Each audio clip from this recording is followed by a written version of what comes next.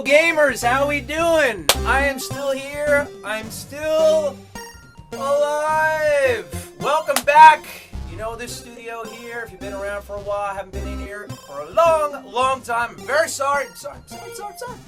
My next review is coming out here, Assassin's Creed Syndicate. It's been a year since another game came out, so we took a look at Assassin's Creed Unity a year ago. I wonder if anything has changed. Has the series gotten any better? Oh! As of this video, by the way, we're doing a giveaway at my page, facebook.com/thebgamer, a Star Wars Battlefront PS4 bundle. A jet black PS4 is up for grabs at my page. Go to facebook.com/thebgamer by Tuesday, November 17th. And you have a shot to win. So, back to the issue at hand. Assassin's Creed Syndicate takes place in London. We have a twin couple. Jacob and Evie Fry are roaming around London. Is Syndicate gonna save the series? You know, Jacob Fry, you might just be right. Then shall we? Yes. Let's. Onward to London. Now, why did I just ask if it will save the series? Well, Assassin's Creed Unity left a foul taste in many a gamer's mouth for a host of reasons last year, getting a lot of bad press, so there's some making up to do. London must be freed to provide a better future for all of its citizens. So it is that time of year again to review yet another installment in the Assassin's Creed series. How many you say? This would be the 9th game. But will 9 be fine for Assassin's Creed Syndicate? Well, why not? You seem to have taken most of my money. Assassin's Creed Syndicate is an open-world, third-person stealth that drops you into London during the 1860s, when the Big Smoke is nearing the end of its transition to mechanical manufacturing that brings out the best and worst of old London town. The plot revolves around not one, but two assassins, twins, Jacob and Evie Fry. Promise you will stick to the mission. I swear. The two of them are bouncing around the big city trying to release London from the iron grip of the Templars. It's that old age struggle between the Templars and the Assassins. As we said, you have two assassins here, highlighting two new introductions into the series. Not only can you flip back and forth between these two as brother and sister, it's the first playable female character in the main series. What I will say about the intro as well is that it is well done. It includes a stylish prologue for gameplay to get you up to speed with controls and functionality. So, let's get on the ground and go. Now, what we have on the ground is a leader of the Templars during this time period, Crawford Starrick. This guy has his hands in everything, from the bustling industry to the filthy, vile criminals. Starrick not only wants to dominate the city, but the entire world. The Templars have all their dirty work in the streets carried out by the Blighters gang. Anybody who shows up in red garb you see in your travels, that's part of the enemy gang. So it's up to Jacob and Evie to take down the Blighters and regain control of London, one neighborhood at a time. There are 6 of them. The main campaign is played out by tracking down associates or bosses.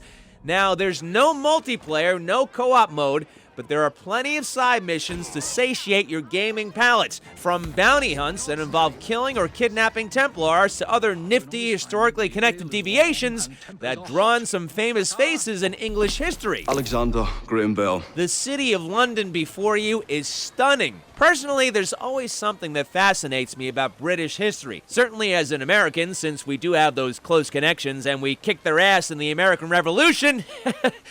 In all seriousness, the setting is finely crafted, right down to the tiles on the roof, to the rippling waves in the Thames River. It's also a hell of a lot larger than Paris in AC Unity. The best part of this open world is that it is indeed more open. The streets are wider, clearer, with fewer crowds. And there's a reason for that, because here you can ride the horse carriages around town. Yeah, it certainly looks a bit like we're playing Grand Theft Auto 19th century London style, doesn't it? Sure, it's a tad similar, but it works. You'll get into a carriage chase, fights on the carriage, using the carriage to knock into other carriages, like this one I pulled off.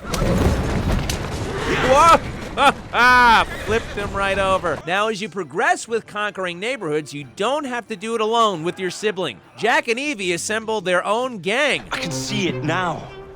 We'll call ourselves the Rooks. you'll see them straggling around town. Recruitable men who you can summon to fight, which is oh so helpful in a large brawl with the Blighters. Props for that because sometimes I need to chill, let somebody else do the work. Take care of this. Fighting and parkour systems are masterful. Impressive combinations executed in hand-to-hand combat with a new and improved combat scheme.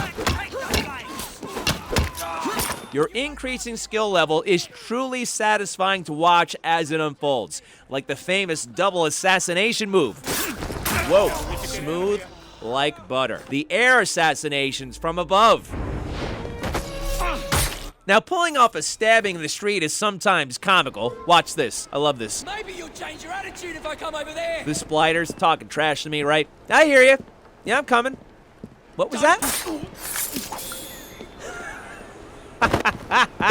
That's hysterical. I'm sorry. I was laughing my head off. For fans in the series, there's a minor rearranging of controls. I happen to review games on a PlayStation 4. Tools and functions are no different from your eagle vision to shifting into stealth mode, but they're applied to different default buttons. In fact, I prefer this arrangement more to the previous layout when it comes to running, climbing up or down.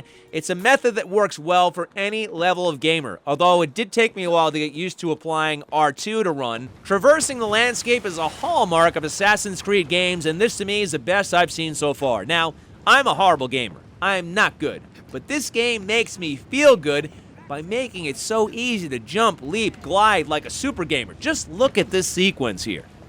Jacob is just moving, man, like there ain't nothing there.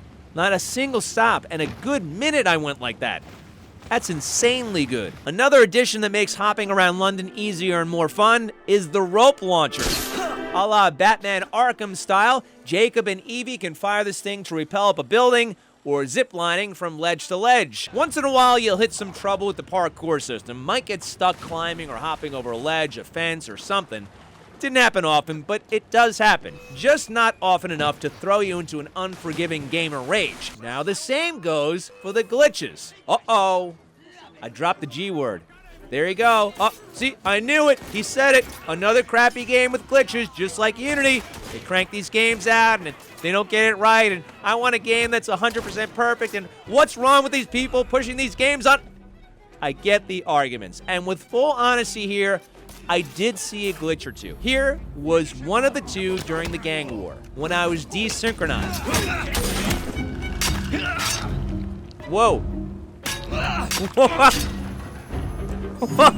Whoa. All right, that's not supposed to happen, but the Phantom Killer took down Jacob. That was hilarious. Of course that's not supposed to happen, but folks, look, it happens. Games will never run the way you want them to every time.